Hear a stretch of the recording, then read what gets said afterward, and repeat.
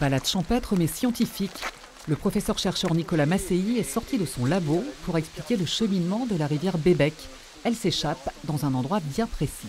C'est une dépression plus ou moins circulaire qui localement est appelée bétoir. Ça veut dire boitou.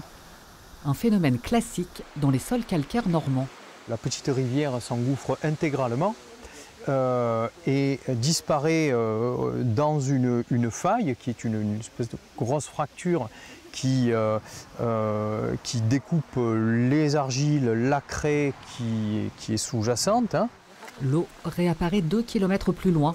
Après avoir traversé une nappe phréatique. Devenue souterraine, elle est alors étudiée de près. On va mesurer la température de l'eau, la conductivité électrique de l'eau et la turbidité. Durant 3 heures, l'hydrologue partage ses connaissances scientifiques. Il apporte un regard savant, très savant sur cet environnement. Le public en redemande. Je ne pensais pas que ce serait quelqu'un d'aussi qualifié qui nous ferait la visite.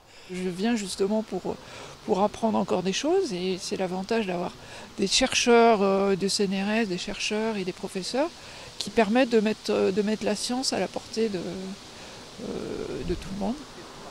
Transmettre le savoir, mais aussi mieux comprendre le travail des chercheurs qui n'en finissent jamais de chercher.